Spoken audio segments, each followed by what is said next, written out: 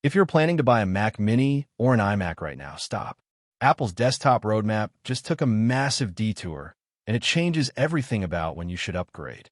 According to the latest reports dropping from Mark Gurman over at Bloomberg, Apple is completely bypassing the base M5 chip for several desktop models, jumping straight to the M6 generation. Think about that for a second. If you are eyeing a current M4 Mac Mini or waiting around for an M5 variant, Cupertino is apparently pivoting due to the ongoing memory crunch, throwing M6 silicon into early testing right alongside M5 Pro variants. DG Times and the LEC are backing this up, noting that TSMC is gearing up to hike base foundry prices by up to 10% by 2027 across advanced nodes.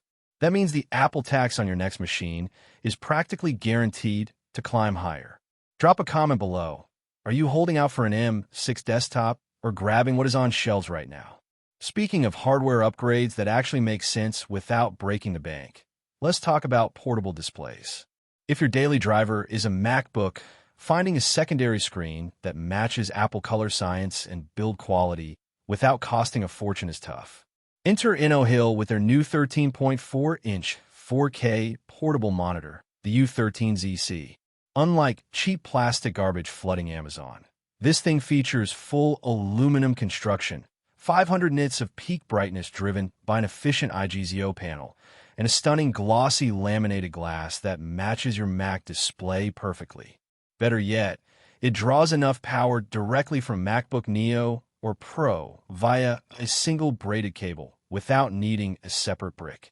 It runs around $200 with current coupons, and honestly, it is easily becoming a permanent part of my mobile desk setup. Meanwhile, looking ahead at software and mobile hardware, iOS 27 is packing some stealthy features that longtime users have begged Apple for years to implement.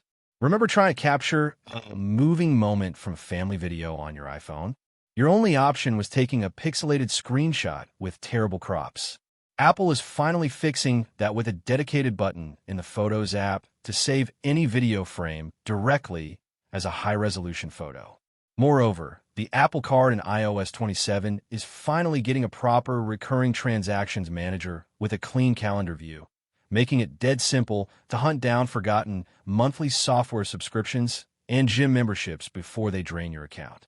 On the phone front, the rumor mill is spinning out of control regarding the upcoming hardware lineup.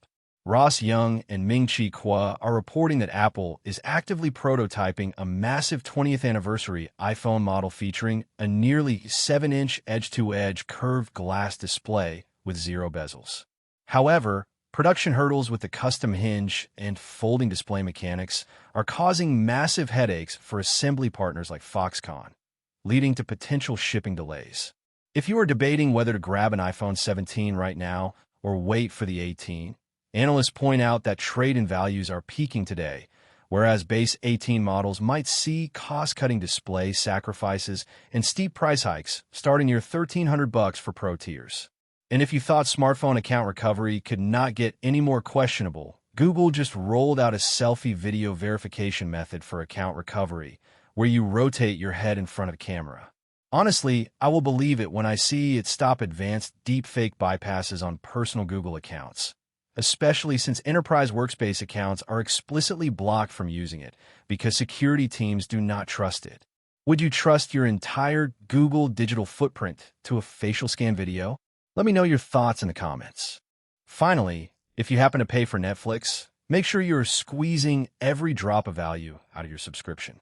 Even on the basic ad-supported tier, you get access to over 80 premium ad-free mobile games on iOS and iPadOS. We are talking heavy hitters like Red Dead Redemption alongside exclusive indie titles, playable directly on your iPhone or mirrored to your smart TV using their dedicated game controller app. It is rare that Apple ecosystem users get something extra without paying a massive markup, so you might as well take advantage of it. Make sure to hit that subscribe button, and I will see you in the next one.